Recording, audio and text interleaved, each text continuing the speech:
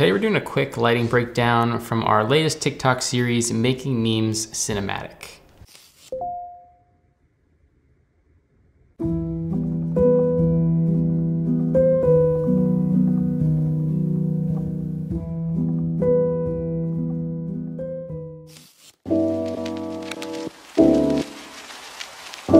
I used to be so afraid of lighting, but now it's my favorite part of the creative process when I'm making videos.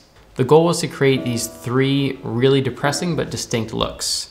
And before I do a project like this, I always like to browse Shot Deck for inspiration. I found this beautiful image from the movie Better Days and we use it as a reference. But instead of using a car, we challenged ourselves to create a similar look using plexiglass in a basement. So we placed two pieces of plexiglass on either side of our talent, and we were spraying them with water to create a nice raindrop effect, and the light that we had on those raindrops added nice foreground elements. We have both a hard and soft key on the talent. The hard light is controlled by a spotlight mount, and the soft is controlled by a grid.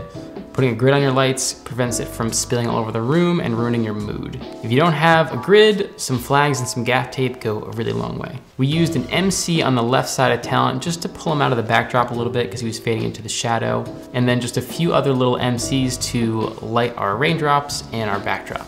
We also had fake tears to make them look extra sad, but they weren't totally registering on camera. So knowing where to place your lights is important, but dialing in the levels of your lights is just as important. False color is great for this. I'll often pull stills from movies that I like, throw on false color in Resolve, make a note of those light values, and then try to recreate them on set with my own images.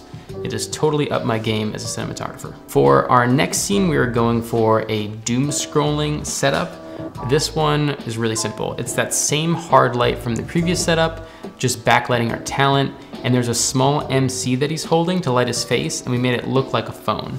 I think the scene works because there's a lot of color contrast between the hard and soft light, and the angle of the shot gives us nice depth with the hand in the foreground and the light going across the hand. Finally, the shower screaming scene. Lighting any room with white walls is always going to be a challenge because you lose all opportunity for control and contrast, which ultimately makes your image look good.